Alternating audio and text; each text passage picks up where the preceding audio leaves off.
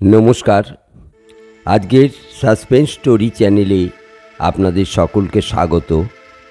আমাদের চ্যানেলটিকে এখনও যারা সাবস্ক্রাইব করেননি তারা অবশ্যই সাবস্ক্রাইব করে আমাদের সঙ্গে থাকবেন। আমাদের আজকের গল্প মিন্টু চক্রবর্তীর লেখা রহস্যময় ডাকাত। রাসপুর জায়গার নাম সবাই শুনেছে। জায়গাটার নাম রাসপুর হবার কারণও আছে। শোনা যায় বহুদিন আগে এখানকার জমিদার প্রতাপ রায়চৌধুরীর খুব প্রতিপত্তি ছিল। তার নামে বাঘে গরুতে এক ঘাটে জল খেত। তাদের কুলদেবতা হলেন রাধা মাধব। আজও তার মন্দির, নাট মন্দির, ভোগশালা, নহবতখানা আছে। মন্দিরের মধ্যে আজও বিগ্রহ আছেন। রোজ তার ভোগ হয়। পূজারী ব্রাহ্মণ আছেন, তিনি ঠাকুরের সেবা করেন।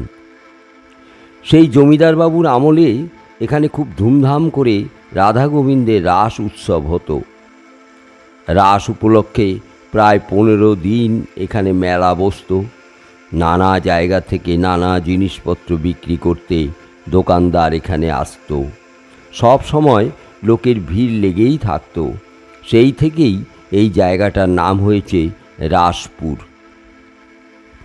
এখন অবশ্য আর তেমন নেই।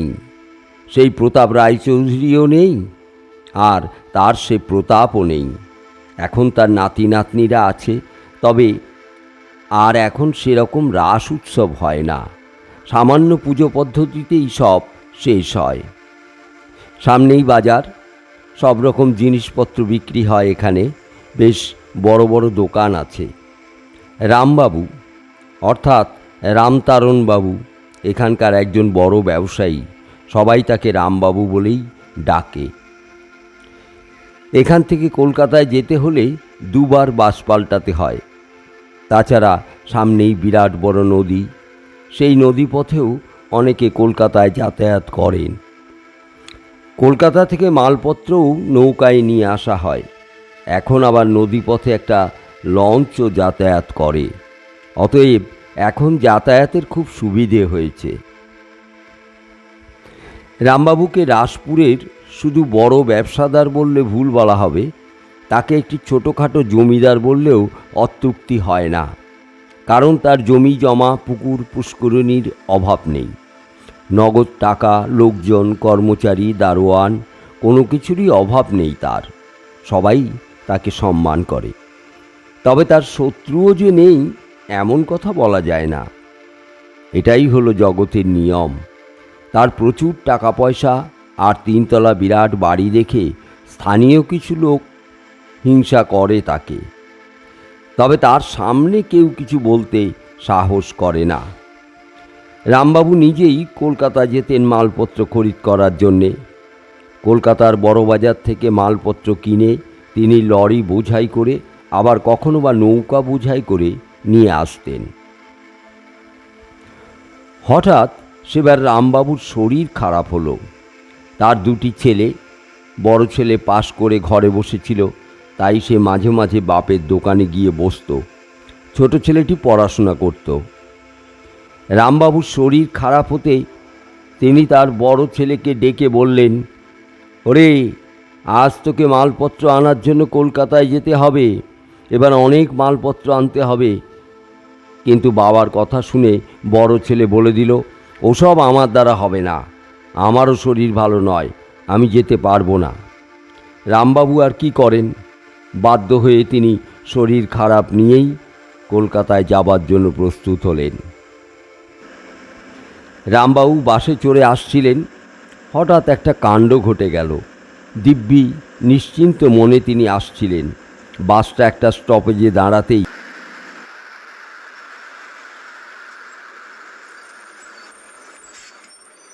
কয়েকটা ছোকরা বাসে উঠে পড়ল। তারা বাসযাত্রীদের দিকে একটা বড় ছুরি দেখিয়ে বলল, যার কাছে যা আছে সব ঝটপট আমাদের দিয়ে দাও, নাহলেই হাতে কি দেখছো, এটা পেটে ঢুকিয়ে ভুঁড়ি বার করে দেবো। রামবাবু বসেছিলেন বাসের পেছন দিকের একটা আসনে। টাকাও তার কাছে ভালোই ছিল। মাল কিনতে যাচ্ছিলেন তো, তাই প্রায় 10,000 টাকার মতোই ছিল তার কাছে। তিনি বেগতিক দেখে এক ফাঁকে টুক করে নিচু হয়ে নোটগুলো সব জুতোর মধ্যে গুজে দিয়ে সামান্য 200-100 টাকা রাখলেন পকেটে। সেই ছোকরা গুন্ডাগুলো যাত্রীদের ঘড়ি, সোনার বোতাম সব খুলে নিতে লাগলো। মেয়েদের গলার হার, কানের দুল, হাতের গয়না সব খুলে নিতে লাগলো। কিন্তু কেউ কোনো প্রতিবাদ করতে পারল না প্রাণের ভয়ে। এবার তারা এলো রামবাবুর কাছে। রামবাবুর চেহারাটা ছিল রোগাটে ধরনের, তার ওপর শরীর খারাপ হবার জন্যে মুখ শুকনো ছিল, আর মাথার চুলগুলোও উস্কো খুস্কো ছিল। সেই ছোকরাগুলো রামবাবুর কাছে এলো। তাদের মধ্যে একজন রামবাবুর পা থেকে মাথা পর্যন্ত দেখে নিয়ে বলল, এটা আবার কে রে? একে দেখে তো মনে হচ্ছে কতকাল খেতে পাইনি। এর কাছে কিছু পাওয়ার আশা নেই, উল্টে একেই কিছু সাহায্য করার দরকার মনে হচ্ছে। ছেড়ে দে এই ঘাটের মারাটাকে। অপর একজন বললে, হ্যাঁ ঠিক বলেছিস, এসব মালপানি কিছুই নেই এর কাছে, বরং পাশের লোকটার কাছে দেখ যদি কিছু পাওয়া যায়। এই কথা বলে তারা রামবাবুকে ছেড়ে পাশের লোকটার কাছে যাচ্ছিল সব কেড়ে নিতে। সব নিয়ে তারা বাস থেকে নেমে যাবার উপক্রম করল। নামবার সময় তারা একজন বললে, আমরা বাজে খবর শুনেছি, বাজে সংবাদ শুনেছি আমরা। একজন তাদের মধ্যে বললে, আমি সংবাদ পেলুম একজন লোক প্রায় 8-10 হাজার টাকা নিয়ে কলকাতায় মাল কিনতে যাচ্ছে। খুব সম্ভব সে লোকটা এ বাসে নেই, হয়তো আগের বাসে চলে গেছে, আর না হয় পরের বাসে আসছে। আরেকজন বলে উঠল, মরুক গে, বেশি লোক করা বাড়াবাড়ি করা ভালো নয়, পুলিশ টের পেলে সব যাবে, তার চেয়ে যা পেয়েছি তাই যথেষ্ট। এই বলতে বলতে সেই ছোকরা গুন্ডার দল নেমে গেল বাস থেকে। রামবাবু মনে মনে মা কালীকে প্রণাম জানিয়ে বললেন, এই যাত্রা খুব বাঁচিয়ে দিয়েছিস মা, আমি ফিরে গিয়ে জোড়া পাঁঠা দিয়ে তোর পুজো দেব মা। কিন্তু বিপদ তাতেও কাটল না। এদিন রামবাবু কার মুখ দেখে বেরিয়েছিলেন কে জানে। কিছু দূর এসেই বাস বন্ধ হয়ে গেল। রামবাবু জিজ্ঞেস করলেন, কি ব্যাপার ভাই? বাস কন্ডাক্টর বললে, ও পথে গোলমাল হয়েছে, যার ফলে বাস চালানো যাচ্ছে না, পুলিশও হয়রান হয়ে যাচ্ছে, তারা বাস চালানোর পথ পরিষ্কার করে দিতে পারছে না। যাত্রীরা বললে, তাহলে উপায়? কন্ডাক্টর বললে, বাসে বাসে থাকা ছাড়া আর কোনো উপায় নেই। এই কথা শুনে সবাই হতাশ হয়ে পড়ল। ঘন্টার পর ঘন্টা কেটে যেতে লাগলো। সবাই বসে রইল বাসে। দেখতে দেখতে বেলা 3টে বেজে গেল, 4টে বাজলো, 5টা বাজলো। সূর্য পাটে বসলেন। রামবাবু বসে বসে মতলব করছেন, আজ যখন বাধা পড়েছে তখন আজ আর কলকাতায় যাওয়া ঠিক হবে না, বাড়ি ফিরে যাওয়াই ঠিক। কিন্তু এখান থেকে যাবেন কি করে? হঠাৎ তার মনে পড়ে গেল আজ নসিবপুর হাটবার। দেখা যাক যদি হাটতলায় কোনো ভ্যান ট্যান পাওয়া যায়। তাছাড়া একটু আগেই তো নসিবপুর, দেখা যাক চেষ্টা করে, ভাগ্যে যা আছে তাই হবে। এই কথা চিন্তা করে তিনি বাস থেকে নামলেন। এখন প্রায় রাত্রি 8টা বেজে গেছে। হাটতলা ফাঁকা, কেউ কোথাও নেই, অন্ধকার পথ। একটু এগিয়ে যেতেই তার মনে হলো যেন একটা সাইকেল ভ্যান দাঁড়িয়ে আছে। তিনি তাড়াতাড়ি সেদিকে এগিয়ে গেলেন। গিয়ে দেখলেন একটা সাইকেল ভ্যান দাঁড়িয়ে আছে, তাতে কিন্তু আলোর নামগন্ধও নেই। ভ্যান চালককেও ভালোভাবে দেখা যাচ্ছে না। যাই হোক, তিনি এগিয়ে গিয়ে জিজ্ঞেস করলেন, রাসপুর যাবে? ভ্যানওয়ালা শুধু বলল, আর কিছু বলল না। রামবাবু ভ্যানে চেপে বসলেন। ভ্যান চলতে লাগলো। রাস্তা অন্ধকার, দুপাশে বড় বড় গাছগুলো ডালপালা বাড়িয়ে আরও যেন বেশি অন্ধকার করে তুলেছে। রামবাবুর কেমন যেন ভয় পেতে লাগলো। নসিবপুর থেকে এর আগে তিনি বহুবার রাসপুরে গেছেন, কিন্তু তত ভয় পাননি। কিন্তু আজ যেন তার খুব বেশি রকম ভয় হচ্ছে। আবার এক বিপদ এসে হাজির হলো। ভ্যানওয়ালা হঠাৎ ভ্যান থামিয়ে অদ্ভুতভাবে বললে, আর যাওয়া যাবে না বাবু। রামবাবু জিজ্ঞেস করলেন, কেন? ভ্যানওয়ালা বললে, গাড়িতে আলো নেই, রাস্তাও খুব খারাপ আর উঁচু নিচু, শেষে কি বিপদে পড়ব? আপনি বরং এটুকু রাস্তায় হেঁটে যান, বেশি দূর তো নয়, চলে যেতে পারবেন। অগত্যা বাধ্য হয়ে রামবাবু ভ্যান থেকে নেমে হাঁটতে শুরু করলেন। কিছুটা এগিয়েছেন তিনি, হঠাৎ মনে হলো কেউ যেন তার কাঁধে হাত দিয়ে পেছন থেকে টানছে। চমকে উঠলেন রামবাবু। তিনি পেছন দিকে ফিরে দেখলেন, অন্ধকারে যত দূর দৃষ্টি যায় তিনি দেখলেন কেউ কোথাও নেই। তিনি চিৎকার করে জিজ্ঞেস করলেন, কে রে? কিন্তু কারও কোনো সাড়া পেলেন না। তিনি মনে মনে ভাবলেন, এটা নিশ্চয়ই তার মনের ভুল।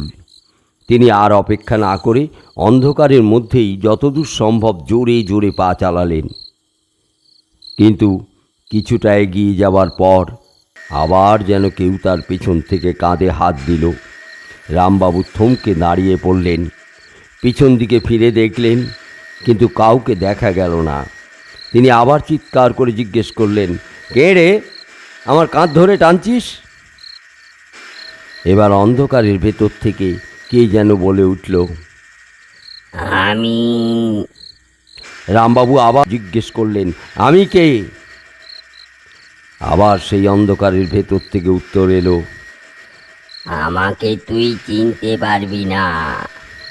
রামবাবু বললেন, এই তল্লাটে কেউ আমার অচেনা নয়, কিন্তু অন্ধকারে কাউকে তো দেখতে পাচ্ছি না, তাই পরিচয় না দিলে কি করে চিনব তোকে?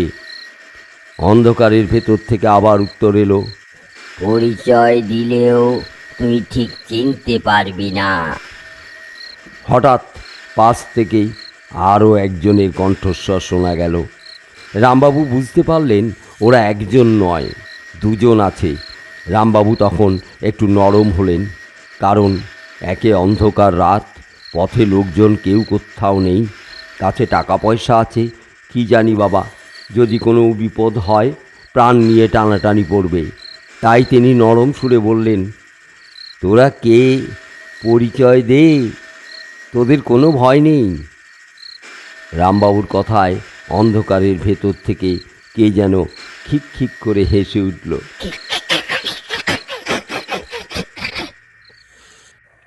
তারপর একজন বলে উঠল, তুই বাসে ডাকাতদের ফাঁকি দিয়ে এসেছিস বলে আমাদেরও কি ফাঁকি দিয়ে পালাবি?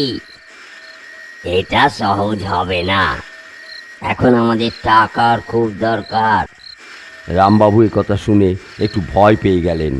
তিনি আমতা আমতা করে বললেন, এই দুনিয়ায় কার টাকার দরকার নেই? আমারও তো টাকার দরকার। দরকার না থাকলে এই অন্ধকারে জীবন বিপন্ন করে এখানে আসবো কেন? কিন্তু তুমি কে, সেই পরিচয়টা দাও। অন্ধকার থেকে শোনা গেল কে যেন হেঁড়ে গলায় বললে, আমি হলুম এই অঞ্চলের মস্ত বড় ডাকাত ভূত। রাত্রে অন্ধকারে এই পথে যারা আসে তাদের কাছে যা পাই সব কেড়ে নিই। আমার রোজগার এখন পথচারীদের কাছে, লোকের বাড়িতে হানা দিতে তো পারি না, তাই পথিকদের কাছ থেকে যা পাই তাই লুটে পুটে নিই। এটাই আমার ডাকাতি। রামবাবু বললেন, এখানে তো অনেক বড় লোক আছে, পয়সাওয়ালা ব্যবসাদার আছে, তাদের বাড়িতে যেতে পারো না? সেখানে গিয়ে খুশি মতো ডাকাতি করো না। অন্ধকারের ভেতর থেকে শোনা গেল, তা হয় না। রামবাবু জিজ্ঞেস করলেন, কেন কেন হয় না? উত্তর এলো, আমি তো এখন তোদের মতো মানুষ নয়, আমি এখন মরে ভূত হয়ে গেছি, আলোতে যেতে পারি না। ভূত হয়ে মানুষের বাড়ি কি করে যাব? রামবাবু বললেন, তাই বলে নিরীহ পথচারীদের ওপর এরকম অন্যায় করা ঠিক হচ্ছে? উত্তর এলো, ঠিক হচ্ছে কি বেঠিক হচ্ছে সেটা পরে দেখা যাবে। এখন তোর কাছে যা আছে ওই ভালোই ভালোই দিয়ে দে, নইলে তোর গলা টিপে মেরে সব কেড়ে নেব। রামবাবু ছিলেন খুব সাহসী। তিনি ভূত প্রেত বিশ্বাস করতেন না, কিন্তু তবুও তার যেন কীরকম একটু ভয় হতে লাগলো। ফাঁকা রাস্তা, কোথাও লোকজনের চিহ্ন মাত্র নেই, চারদিকে ফাঁকা আর শুধু অন্ধকার। দূরে গাছপালায় টিপ টিপ করে জোনাকির আলো দেখা যাচ্ছে। রামবাবু আমতা আমতা করে পকেটে হাত দিয়ে বললেন, আমার কাছে তো কিছু নেই, সম্বল আছে মাত্র এই কটি টাকা। রামবাবুর কথা শুনে অন্ধকার থেকে ডাকাত ভূত বললে, সহজে না দিলে তোকে গলা টিপে মেরে সব কেড়ে নেব। তুই আমাকে বোকা পেয়েছিস? তোর তোর কাছে টাকা নেই? আমি যখন বেঁচে ছিলুম তখন তোর মতো কত লোককে আমি পিটিয়ে মেরে ফেলেছি। কত যে টাকা পয়সা গয়না কেড়ে নিয়েছি তার ঠিক ঠিকানা নেই। এখন মরেও আমি আমার স্বভাব ছাড়তে পারিনি। তুই কোথায় টাকা রেখেছিস আমি তা জানি। রামবাবু শিউরে উঠে বললেন, কোথায় রেখেছি? তোর জুতোটা খোল দেখি, তোর কাছে টাকা আছে কিনা। এই কথা শুনে রামবাবু থরথর করে কাঁপতে লাগলেন। ডাকাত ভূত বললে, শিগগির দে, দেরি করতে পারবো না। শুনেছিস তো মাত্র কিছুদিন আগে এই রাস্তায় একটা মৃতদেহ পাওয়া গেছিল। রামবাবু বললেন, হ্যাঁ হ্যাঁ হ্যাঁ, ওই খবরের কাগজে দেখেছি বটে। ভূতটা বললে, লোকটা ছিল কলকাতার একজন বড় ব্যবসাদার। পাওনা টাকা আদায় করতে এখানে এসেছিল। 1,000-5 টাকা সে আদায় করে ফিরে যাচ্ছিল। রাস্তায় কোনো লোক ছিল না, খুব অন্ধকার ছিল। তারপর আমার হাতে পড়ে। প্রথমে আমি তার কাছ থেকে টাকা চাইলুম, কিন্তু সে কিছুতেই দিল না। তখন আমি তার গলা টিপে শেষ করে দিয়ে সব কেড়ে নিয়ে মরাটাকে পথের ধারে রেখে চলে গেলুম। সকালে হইচই পড়ে গেল চারদিকে। পুলিশ এলো, তদন্ত হলো, কিন্তু খুনির সন্ধান পাওয়া গেল না। খবরের কাগজেও ছাপা হলো, তারপর সব চুপচাপ। তাই বলছি, ভালোই ভালোই তোর কাছে যা আছে দিয়ে দে, নচেত তোর ওই অবস্থা হবে।